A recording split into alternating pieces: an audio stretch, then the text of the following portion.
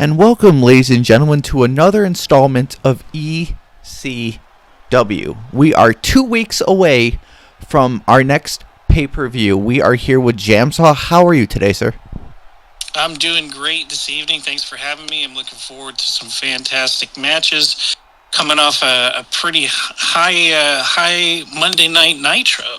Yes, we saw, Shayna still coming in very, very hurt, but once again, she keeps pulling out, the victory she needs. But no, we're just glad that Sting is gonna be in action next week on Monday night. And did you get a chance to sit down with him about that? I did actually get a chance to sit down with him and talk to him about what he's looking to get out of it. And he said he just wants to have one more shot at the gold, put a little extra prestige on the world title, like he did back in WCW. And he's hoping to retain for a little while and be able to stick around and give the fans a really good final run. Awesome. And we have here our newest draftees, the Iconics, going against Paige and her number one contender, Nikki Cross. We know that you are a fan of Nikki Cross. How do you see her faring against the Iconics? Well, I mean, it really depends if she can be a team player with Paige or not, because the Iconics are very well versed in tag team competition. And Nikki, although she has teamed before with Alexa Bliss, she's never teamed with Paige before, so I'm not sure how their personalities will mesh. Now we know they both are pretty psychotic in their own rights. Do you think it's a positive thing that both of these heads will clash, or do you think it's gonna demise them as a team? No, I think the Iconics themselves will come through. That's my personal opinion on it, because they've been teaming for so long together. They know each other so well. I mean, it's a little bit different being in a tornado tag situation, so maybe just the individual wildness of Paige and Nikki will overcome the teamwork of the Iconics. But we'll just have to wait and see. I think that knowing now that it's a tornado tag rather than a regular tag might put the Iconics at a bit of a disadvantage. Yes. We know that the Iconics were very successful. And I believe, I don't know if Sasha and Bayley were the longest running women's tag in the WWE, but we know that the Iconics were they held it for a very long time as well. I think the Iconics actually held it longer than the others. The others wanted to hold it for longer, and it was taken from them a little bit sooner than they anticipated. Again, due to creative, they wanted to change things up and had given Bayley and Sasha promises they just never fulfilled on. And that's something here that's going to be entirely different as well. I mean, in our case too, our belts are cross-brand. So for the tag team championship, it can't really just be defended between superstars on one show. Correct. So I think that makes it a bit more of an interesting situation. All right. So we see, Paige and Nikki are working very well together. So far, yeah. But, I mean, again, they're working singularly. They're each taking on an opponent. They aren't really teaming up and trying to hurt one individual superstar. They're actually focused up. And never mind. Oh, here we go. Well, okay, even there, Nikki, she didn't get involved. She sat back and watched Paige do her work. So they're individuals fighting on the same team, but they're not fighting together. So you see this more as like a brawl and not a tag match? So far. I mean, until I see Nikki and Paige attacking the same opponent at the same time, I have to see it as that. Two individuals fighting two individuals rather than a tag team match. That's true. It's true. I mean, we can't deny the genius behind the WCW. I mean, you guys know what you're really doing, and it's good seeing a you and The Rock's input. But how do you see the Iconics faring in the ECW women's tag division? Well, I think that, like I said, they're set up for success if they are put into a regular tag match, or like where they get to tag in and out, where a traditional type of match. In this kind of scenario, they're not really singles competitors, and this type of fight is more singles oriented. Yes, you can switch who you're attacking, or yes, you can team up together with your tag team partner, but you're at a bit of a disadvantage having had most of, if not all of your experience being regular tag matches where you could tag in and tag out and always keep a fresh player in the game. Right. Now we see Peyton is really dominating Paige. We know that they were separated, for division's sake. And we know that Peyton Royce was, when she becomes singles, she's being put in the World Women's Division. Do you think, Paige, she's picking her up.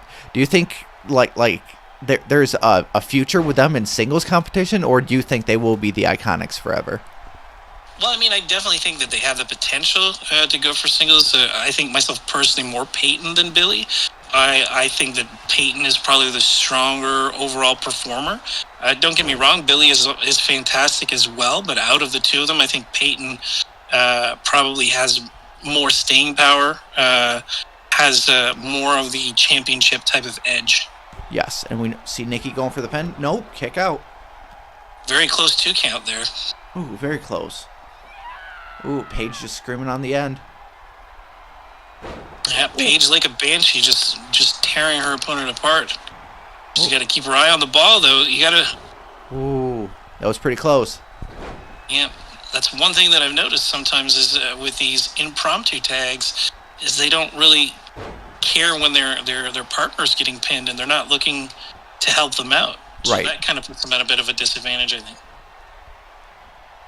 Here we go. Paige picking her up. Slam down. Nice. Nikki Cross. Ooh, could this be it? Nikki going for the pin. There we go. And Nikki wins it. So, like I thought, the individuals are taking it more than a team, because this was more of a brawl type than an actual straight-up tag match. I think if they were tagging in and out, it could have been a very different story. Right, and we know that, when I'm on Monday night and you're on our brand, we know that the GMs are listening to us, and I feel like Eric is really gonna love your input. So hopefully, he changes up his input on the Iconics very, very soon. Exactly, but like I said, don't give up on them as single competitors. I think Peyton has a very good chance to go all the way as a singles competitor. Right, and we could see them both as...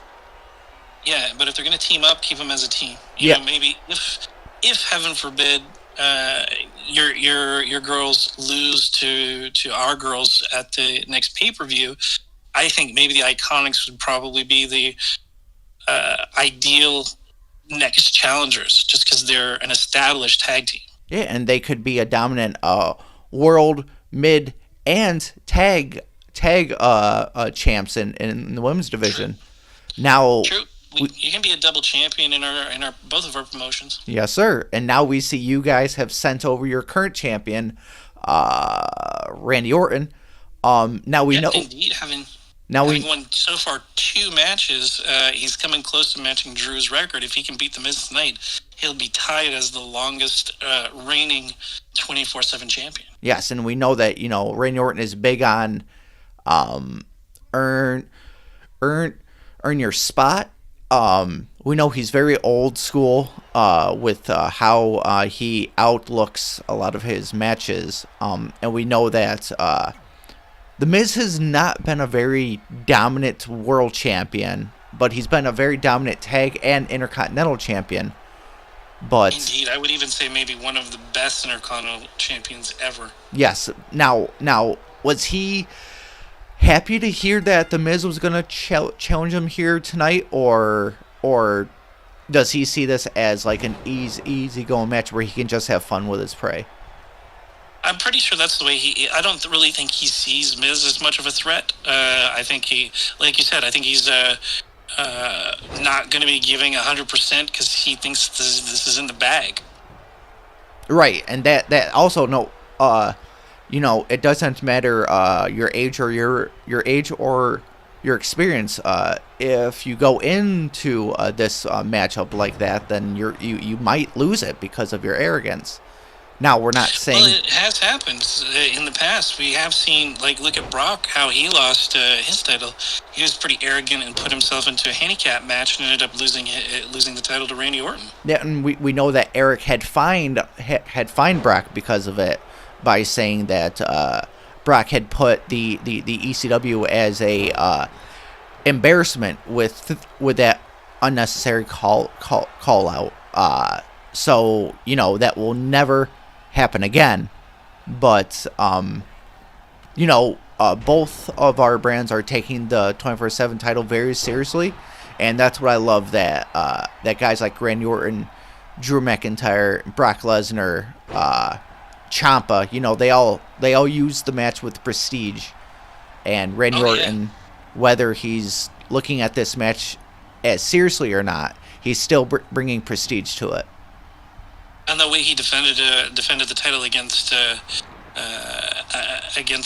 Kurt Angle last week, I mean, he gave it 100%. Yes. But I mean, that was Kurt Angle too. I mean, he's had battles with Kurt Angle in the past, and I just think that he still looks at, even though Miz is established, I think he looks at him as always a mid-carder, and not up to his level. Correct. Which is unfortunate for the Miz, because he's put so much hard work into his craft. But there are guys that will forever be mid-card champions, like Kofi, which I'm hoping eventually we get on ECW, but we never know just yet. But I'm pretty sure that I would put Miz in my top 10 of overall superstars, not just victories, but of charisma, presence, just bringing their character to the forefront in such a way that you believe in it and you either get behind them or you hate them. Correct. He can make you hate him so much, but he can also make you love him so much. There's very few superstars that have that kind of two-way personality. Right. Randy Orton being vintage. Here we go for the pin. Yeah, but again, Randy Orton is the same type of guy. You can love him as a nice guy, and you hate him when he's really, really bad. But one way or the other, you always respect him. Yep. And he always puts on a great show. Same thing with Miz. He has never disappointed. I've never seen a shitty match with the Miz. Right. Oh, Randy Orton just going old school with it. And stomping on him like a mud hole. Mm-hmm. Stomp a mud hole in him. That's what he does. But Miz not willing to give up that easily. Kicks out. Ooh, RKO. Oh. RKO. Not quite enough. Nope. Not quite enough damage done yet for it to finish him off. Oh no. Although the Miz is bloodied, battered, he's still got that fighting heart, and one RKO might not be able to do it. Indeed. Ooh, Miz DDT. Oh! Oh, busted Randy open. Could this be it? No. I don't think that was even a 2 count. A bit more damage. I think it was almost a 2 count. It was very close to a 2 count. But he's got to damage Randy a little bit more. Randy's not going to give up that easily. Yes. There you go. 1, 2. Another close one. There you go. Pick him up. Come on. Oh! Stinking up behind Randy. Randy doesn't know. Oh. Putting him down and going for the figure 4. Shades of Flair. Yep. The legs of Randy are damaged, but nope. Not enough. Not quite enough yet. But, I mean, every little bit of wear and tear helps. Yes. Oh, there you go. The Miz showing why he started in ECW, and now he's going back to his roots. Ooh, big boot. Big boot to the face, and Randy rolls out of the ring.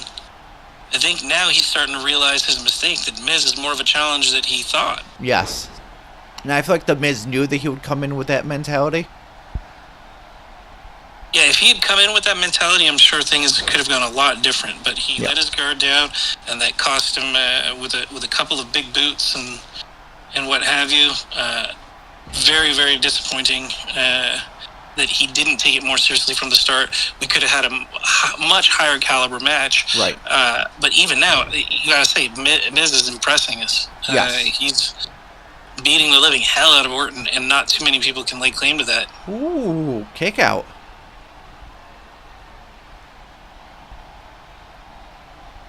Pick him up. Giving some punches and going for a Ooh, skull crushing finale. skull crushing finale. And is that enough? It is. And Randy Orton loses the 24/7. He will not be the longest reigning champion. So far, it is held by WCW's Drew McIntyre as the longest running 24/7 champion. Yeah, I'm getting word from The Rock here in my headset telling me that he is going to put up Daniel Bryan for the 24/7 championship on the next Monday Nitro. So if you recall, there's some pretty big heat between these two superstars from back in the WWE, and that heat has never really been put out. So it's going to be a firecracker show seeing Sting take on Adam Cole for the title. Yep. And seeing Daniel Bryan against The Miz for his title. Yes. Is there any way you can speak to The Rock and send somebody else? Daniel Bryan, we want a better chance to keep it. So is there anybody else you want to send over? Unfortunately, that was The Rock's call. Eric. Somebody get Eric on the phone and call The Rock. We might be able to get him to change it. And The Rock's going to answer and goes, "It doesn't matter what you think." Oh, no, we don't do that. No. You can, yes. Oh, Eric. Oh. So next we see the World Women's Champion, Ronda, and her number one contender, Sonya, against the new draftees, Nia and Ruby. We will be seeing Ronda and Sonya going at the pay-per-view together. But as of tonight, since we're 2 weeks out, they need to get some experience together. And we're seeing them go against Nia and Ruby. Yeah, so this one's going to be a real tough one to call because you have one team, Ronda, who's just a brawler from the get-go. But then you also have Nia and Ruby, who are both brawlers. I mean, even Sonya, they're all brawlers, man. So... Yep. This could be anyone's game. If anyone has any edge at all, it's Nia, just because of her size. Right. Because she is a beast. She's super strong, can lay waste to her opponents. So that's really the only thing I can think of. Damn. Yeah, this is gonna be hard to call. Jesus. So you think Nia is the biggest threat in this match? I do, yeah. But I mean, if DeVille and Ronda can get on the same page, that could change everything. Yeah. Ooh. No, we just see Nia and Ruby dominating.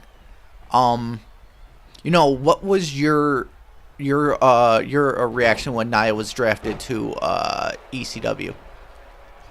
Well, I was a bit surprised because she had been out of action for so long with her. I think it was knee injuries. Mm-hmm. Both of her knees had been operated on, so I didn't know when she'd be cleared to wrestle. So it was a really big surprise to see her come through. I mean, were you a fan of her, like in the WWE, or was she just there for you? Yes and no. I wouldn't say so much a fan. I would say that I respected her. Mm-hmm. She's very much a heel.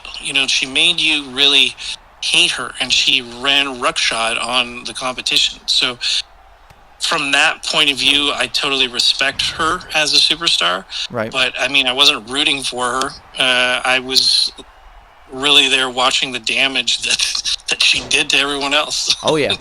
Yeah, especially her punching feud with Becky Lynch. That was... That escalated Becky's career, to be honest. Oh, and there's some heat with her and Ronda Rousey, too, because of stuff with Alexa Bliss. So it wouldn't surprise. I'm surprised that she's not going more after Ronda than she's going after Sonya. Right. Ooh, there you go, Sonya. And again, you see no real teamwork between the partners. They're really looking out for themselves. Yes, they're a team, but they're not really helping one another out. They're just beating their respective opponents. That's all. Ooh, Ronda with the frog splash. 1, 2, no. Almost thought this one would be a quick one. Now, we know that Ruby was drafted to the mid-card division. Were you happy to see the Riot Squad split, or were you a fan of the Riot Squad? I didn't mind the Riot Squad. I thought they were an okay team, but I wanted to see what Ruby would do on her own. I don't think she needs an entourage. I think she has the personality, she has the skill to really become a singles competitor. She doesn't need to have that backup or need to always be in a tag team. Same thing with Liv Morgan now. I didn't think she would be. I thought Liv Morgan would be in a tag team forever with Sarah Logan. But seeing what she's been able to accomplish on her own, I'm very impressed. And I think that she could go a little bit further than she is. All right, so we see that Ronda and Sonya are dominating right now. They are, man. I mean, the MMA experience that the two of those have together make them an ideal team. But like I said, they're not really cooperating. They're just dominating their own individual opponents. Yeah. It seems like they're forgetting about each other and tapping back into their MMA experience, which is good which is good against a woman the size of Nia, because. But I mean, just seeing Sonya there picking on Nia while Ruby was out, Ronda should have helped and double teamed. They could have done a big power move and put Nia down. But instead, just sitting back and watching as Sonya was fighting her and getting distracted and letting Ruby come in and knock her out, it's just showing that, again, these are single competitors thrown together in a match, not a team that is looking out for one another. Right. Well, it seems like Nia is really focusing on Sonya.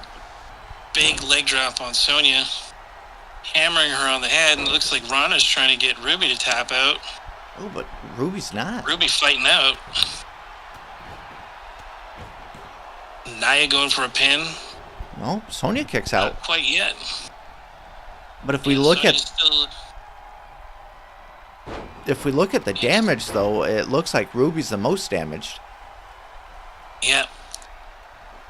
Well, I mean, she's been taking a lot of a beating. Like, you have to admit that for the longest period of this match, Sonya was dominating Nia. But Nia's a brick house, man, so it's hard to really put the hurt on her. Right.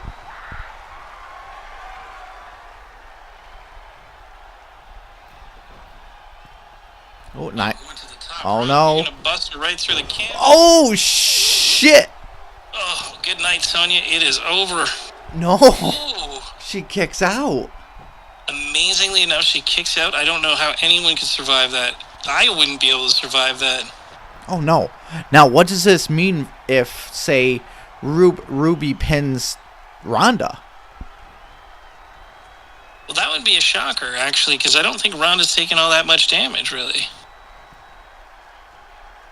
Oh, no. Oh, Jesus. Oh, and see, they switched out, so it looks there at least Ruby and Nia were clever enough to swap out opponents. Yep. Nia looking super groggy. I thought maybe she would at least go for a cover while she was out of it. Oh, but Ruby does. Ruby went for the cover on Ronda. But she still kicks just out. a 2 count, though. It seems like Nia's on a Samoan drop marathon. Yeah. Whatever it takes to put your opponent out, right? Oh, and that's what it took. That was the Samoan drop that did it. Yep. A spectacular showing from the team, and like I thought, Nia was the one that would come out on top. She's just a little bit bigger and stronger than the rest. Yes, she's massively stronger. I feel like she was the draft that the division needed. Because it seemed like the only dominant ones in the main women's division were Ronda and Becky. Now we got Nia's in the mix. Yep, Nia's definitely a wild card now. And even Ruby for the mid-card division. Yep. Who knows what to expect from her. Oh, my God. That's... Oof. So, next we have... Hold on, let me look at the card. We have, if you remember correctly, Braun Strowman called out Matt because Matt was running his mouth. Now we know that Matt is not the number one contender, but he believes that Braun Strowman should not be the hardcore champion. No, indeed. And the whole universe is wondering how many riddles could Matt Riddle if Matt Riddle would riddle riddles. Ooh, since day one. Indeed, man. So we're going to see them in a Hell in a Cell match. Oof. Well, I mean, he is a cage fighter by trade. Ooh. But how do you see this for him going against a man the size of Braun Strowman? Well, I would love to see him be pitched through the cage. Oh, yes. I'd love to see them go to the top and be slammed through the cage, get shown a little bit of respect, or get shown the treatment you get for not showing respect. Right. Oh, now we know this can go either ways. It could be a Undertaker Mankind slam through the top of the cage, or it could be a Bobby Lashley Umaga spear through the cage. That's true. Ooh. That's true. Sometimes both. Yes. Oh my God. If both ever happened, that would be amazing. But it looks like Matt Riddle was going for the early pin, and it didn't work. Ooh, no, Braun throwing him like he's nothing. Yeah, Braun tossing him around like a rag doll. Not threatened in the slightest, it looks like. Nope. Braun's not letting Matt run, though. Nope. But I mean, like, I wouldn't be surprised if Riddle uses the cage to his advantage. I mean, he has to do something, right? Yeah, I mean, the cage seems like it would be his best friend, the cage and the steel steps. And I mean, I think they might even have weapons under the ring. I don't know. He's already busted open. Oh, no. Big headbutt to Riddle's face has got him bleeding. Oh, that can't be good. Oh, my Lord. No. Bleeding that invisible 2K blood. Oh, and he's just staring at him, though. Braun just made him bleed and just stared at him. Oh, he's letting it sink in and enjoying the moment. Oh! Did he just walk into a super kick? Looks like it. But only slightly phased. There you go. Oh, come on, Matt. So, I mean, we all know that Matt Riddle does BJJ, so he knows that space is not your friend. And we know that he knows how to use your opponent's weight against him. So, I mean, him just staying outside just doesn't seem like the smart move. Well, indeed, it would be smarter for him to get back in the ring and try to keep it in a controlled space. But at the same time, at least on the outside, you have the opportunity to use the cage as much as your opponent. Oh yeah. We just spoke on that the cage and the steps would be his best friend, but in my opinion, it's not work. Well, it's now it is, but it wasn't working at first. So I mean, my thought would be to just send him back into the middle of the ring. You know what they say, man. If at first you don't succeed, try again, brother. Try again.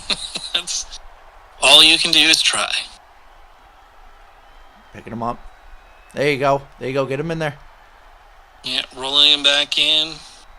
Braun struggling to his feet. Now, we know that, Matt isn't the number one contender, but what does a win for Matt do against Braun Strowman? Well, it definitely raises his real estate in the promotion entirely, because anyone that can take on Braun is worthy of bigger and better things. Of being considered for those bigger and better matches. Who knows? If he beats Braun, maybe this will qualify him as the number one contender and have him have an opportunity at that hardcore championship. It's true. It's true. Oh, he's just picking Braun up like he's nothing. Jeez. Huge suplex cranking the neck of Braun Strowman. Could this be it? Nope. Not that would yet. Be a shocker if to see Riddle take out Strowman. Oh, yeah. I'll be honest with you. Oh, he's looking for it. Oh, no. Braun not able to reverse. Ooh, Jesus.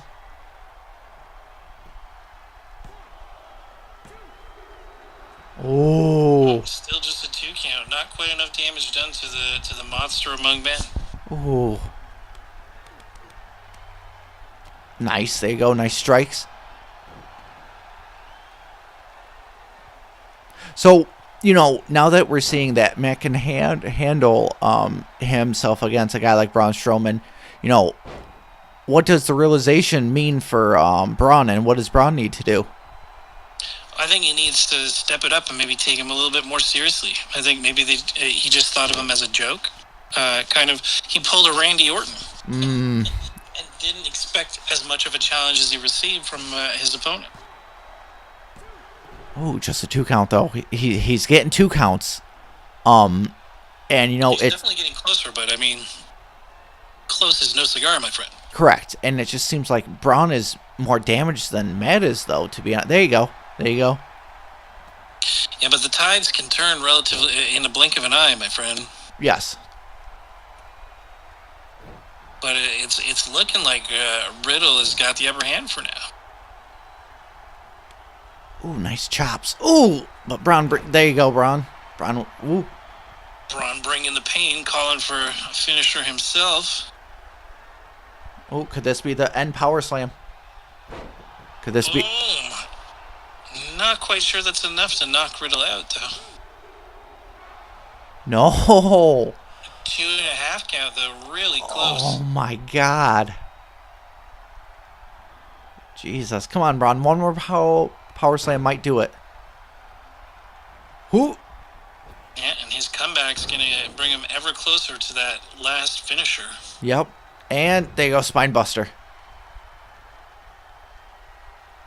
Breaking him down, picking him up, tossing him around again. Oh, just picking him up like he's nothing. That's what Braun does. Yeah, huge gut wrench suplex.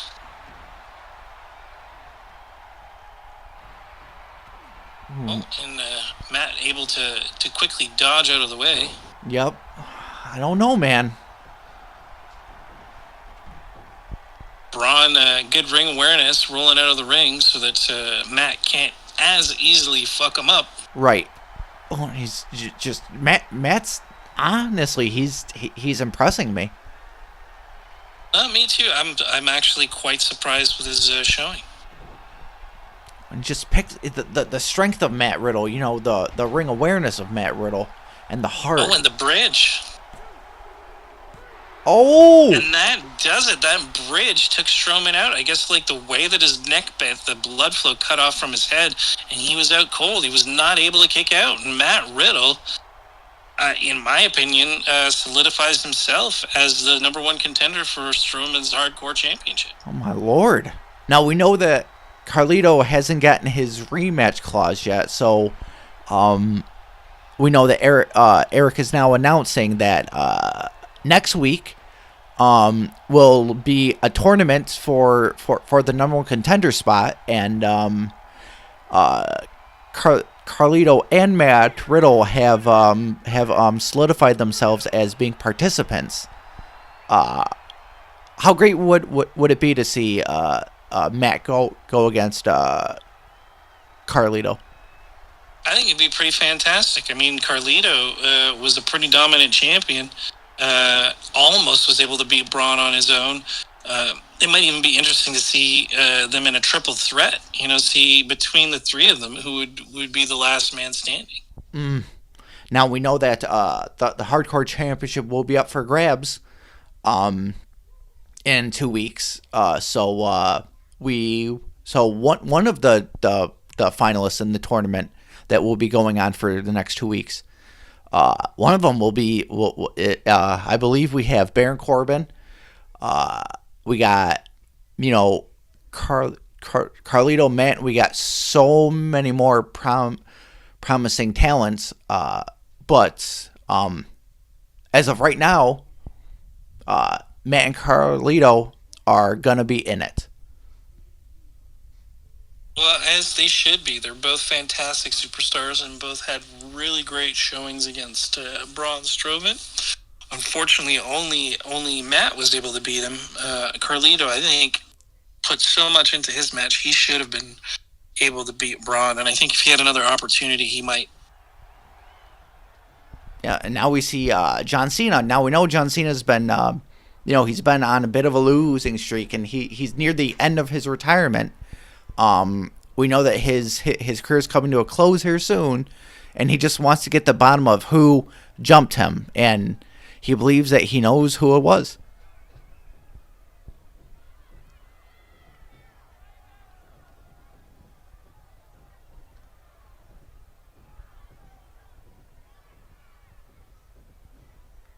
Well, he definitely has the attitude. He definitely seems furious. Oh yeah. Now we know that Chad and Shelton jumped him, so hopefully, he takes care of that soon. But it seems like he's out here because he knows who put the hit on him. Or he at least thinks he knows. Yes. I mean, we can't do it until we get a yes or no from that said person. But let's see who he thinks it is right now.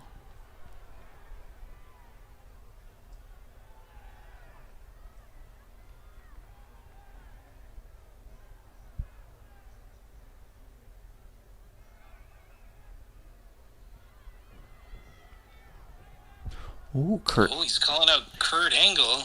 I guess it kind of makes sense because Shelton Benjamin and Chad Gable are very much like the world's greatest tag team. Mm-hmm. And they are collegiate.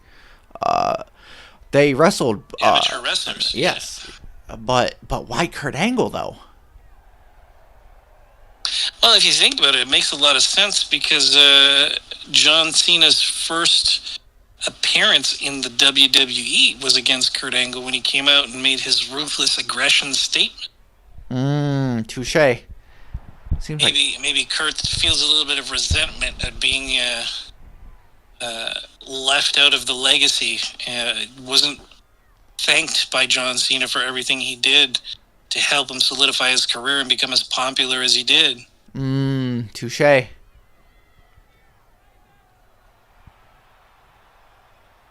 So now I hope Kurt,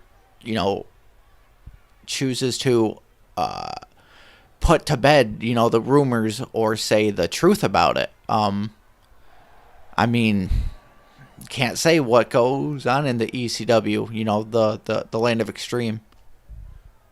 Definitely. You never know until it comes from the horse's mouth. Yes.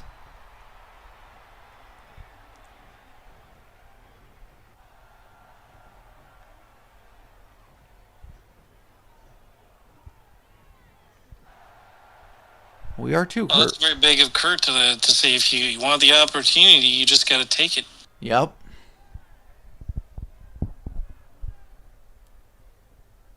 We just hope that Kurt don't speak in code. Just hope that, we figure out what Kurt's saying. We read between the lines. Exactly. But he's definitely not backing down from Kurt getting up in his face. Oh, yeah.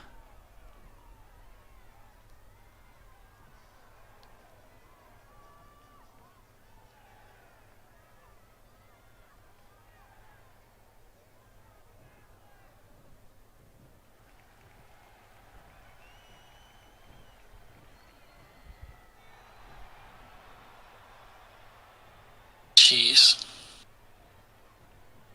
Definitely can't let it go unanswered. A challenge is a challenge. Yep. We all want the answers, Kurt.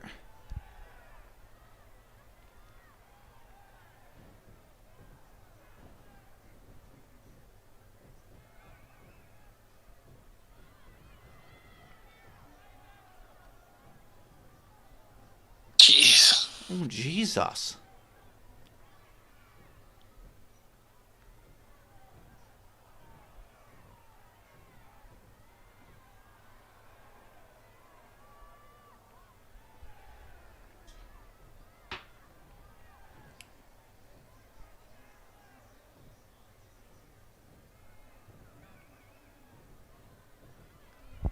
Oh. And there you go. Yeah, That's there what it's all about.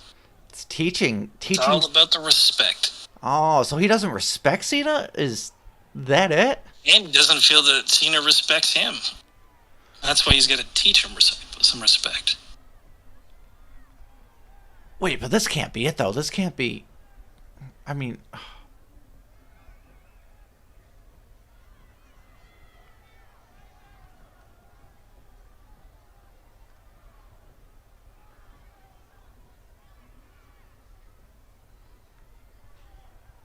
Something's got to happen, though. Like, it can't just be words. Like, they got to be doing something. Oh, he's not a real superstar. Oh, yep, you are right. Yep. Yep, not taking it seriously, always joking around. And Angle is the real deal. I mean, if you look back, I mean, the GM of WCW made jokes about John Cena, and, you know, oh. Fruity Pebbles, man. Ooh, I think he's had enough. I think John's pretty certain he's right. And he's letting Kurt Angle know. Yep. But I don't know. I feel like there's more to it. This can't be the end of it. I don't know, man. There's always a chance that there's more to the story, or it could be just a simple question of, I made you, I'll break you. Yeah, it's true. He created the monster, now he's got to destroy it. Yep, Frankenstein meets your beast. Oh, boy. And I mean, John kind of does look a bit like Frankenstein with those big boots and that square hair. Yep, he does. But it looks like Kurt's just... And if you remember correctly, the last time that they fought in the squared circle was a submissions match, and Kurt just spanked John Cena. That's true. He dominated Cena. Oh, come on, guys. Somebody get a ref in there and stop this. Or make it a sanctioned match. One way or the other. Do something. Ooh, just throwing Cena like he's nothing. Yeah, huge belly to belly from Kurt Angle. But Cena knows for Cena going for a big slam. Oh, shit.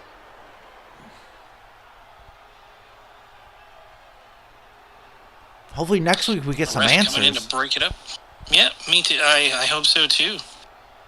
God, that's crazy. Oh, so next up, it's time for our... Oh boy, excuse me, something stuck in my throat. Yes, sir. Our main event for the evening. It's gonna be the Hardys versus Big Show and Rey Mysterio. You know, we haven't seen, you know, the tag in a while. We haven't seen these these two great teams together in a little bit. You know, with the legend. Not since the match with the AOP. Yes, correct.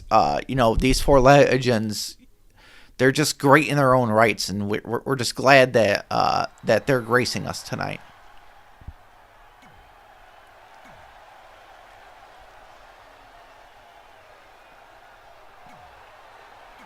Always great to see the Hardy Boyz together. Yes, always.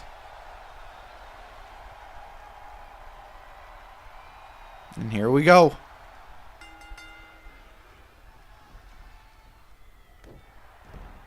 Oof. Big attacks. And so far, Rey and Big Show are dominating. Mm-hmm. Well, yeah, just Rey's looking like he's controlling Matt and Jeff. You know, it seems like Rey's the short, smart one, and Big Show's the big, the brute force. Indeed, the enforcer. Yes. Pick it up, Matt. Here you go. Rey Mysterio, nice. Now, how would you describe the the career of Rey Mysterio? Fantastic. He unexpected. You wouldn't think that someone of his stature would have won a major title in WWE, but he was able to do so. Mm-hmm. I mean, some of his matches with Eddie Guerrero are some of the greatest of all time. Yes, that is true. Him, Eddie, and Chris were dudes that weren't very big. They weren't 7 foot. They weren't 400 pounds. They were big in their own rights. They were huge superstars, but they were looked down upon for many years. But yeah, for not being the big juice heads. That's yes. Why, yeah. Yep. What's Jeff looking for? Anything he can get his hands on, I would assume. Ooh, I thought for a minute it would be a ladder, but I guess a chair is good enough. Although he should have hit show on the way. And a DDT on the chair. Yeah, buddy. I guess if you can't grab a ladder, I guess a chair's the next best thing. Yeah, I would agree. Woo! There you go, Matt. Oh, big flapjack on Ray, putting him back out of the ring. That didn't last too long. He was in there for a whole of 20 seconds? Yep. If only Jeff could get up and they could double team the show. Oh, yeah. There we go. There you go. Go extreme on it. Oh, yeah, and the chair in the corner, you got to toss him into the corner, take advantage of that, but we've seen it time and time again. Usually, in this scenario, the one who sets it up ends up getting plowed through it. Unfortunately. Oh, no. Oh, no. Someone's getting put through it. Not quite yet. Nope, not quite yet. It's very surprising. That chair had better be used, though. Something's going to happen with it. Oh, no! Oh, thank God. Oh. Jeff narrowly blocks his brother from my God. driving his face into the chair. Very fortunate. I guess that's like the Hardys' natural ring awareness. Yes. Someone has to go through it, though. Ooh. Oh, big suplex going for the Tree Amigos. Yes. Ownage to... No. Oh, I'm broken up. Oh, no. That was for Eddie. Oh, no, Matt. Oh, and here we go. Are we going to see Matt go through? Not quite yet. Nope, not quite yet. Nice arm drag takedown. Now... But that has them both rolling outside of the ring. You got to be in the ring to win. Now, as a fan of the old school, you got to admit that it's very hard to choose. But if you were to choose based on Extreme, then who do you vote to win on this? Hardys, 100%. Hardys are the most extreme. Out of all Extreme teams, Hardys or Edge and Christian has to be one of those two if I'm going to pick anyone for the most hardcore. Mm-hmm. And even between those, probably the Hardys more often, because they did some crazy matches in other promotions like Barbed Wire and just insane stuff. And don't get me wrong, I mean, Edge had some crazy hardcore stuff with Mick Foley, but as a team, I think Matt and Jeff Hardy probably are the most extreme. I mean, They're called Team Extreme, for Christ's sake. They are, yes. but they aren't the full team yet, because their female companion is signed to the WCW. Yeah, well, I mean, the plan was for them to be signed with me too. So. Right. Unfortunately, the draft didn't go that way. Ooh, Matt kicked out. Sorry, Jeff kicked out. Ooh. Yeah, and Jeff getting just manhandled by the Big Show. Ooh, yep. He just keeps running into him. Although I do have to say, I've watched the Big Show show, and I thought it was very entertaining. And Jeff goes through, so it wasn't Matt who set it up, but it was still a Hardy that ended up going through. Yep, unfortunately. Big super kick. Ooh. I don't know, from someone the size of Big Show, is a super kick like a super duper kick? Oh, Lord. Or a super size kick. You're breaking the fourth wall here, sir. I do what I can. So what do you do now? Like, what do you do in this match? Survive. You just try to survive. I mean, when you're against a team like Matt and Jeff, just never give up, never surrender. But they never say die too. That's true. That is true. I mean, what you got to do is you got to beat them beyond recognition, and that's kind of what Matt's doing right now with that kendo stick, trying to beat the hell out of Show so that no one can recognize him anymore. Yep. But it looks like Ray's being able to handle himself. Whoop. Definitely. It looks like somebody might need a rest pretty soon. Yep. Well, we know Matt's pretty damaged outside. Ooh! Kendo stick to the back. And to the gut. Yeah, taking them out. I wonder if anyone's going to get a 10 count soon. God, I hope not. Ooh, throw him back in. There you go. Throw him back in the ring, keeping the action where it's got to be. Somebody's got to... Ooh! Oh, no. Big Show took out Rey Mysterio by accident. Of fate. Oh. And Ray just misses out, unfortunately for them. Oh. And the Hardys win. So much as I expected, Team Extreme was the most extreme. Yes, sir, you were right. And once again, that is going to do it for this week's episode of ECW. We're very excited that the next pay-per-view that'll be coming up will be held by the WCW. Is there anything you want to leave with us for parting words, sir? Just that this was a fantastic end to a great night. We look forward to seeing you next Monday, where we will see Daniel Bryan against The Miz, and we'll see Sting take on Adam Cole for the WCW Championship. Oh, boy. There we go. All right, and we will see you guys later.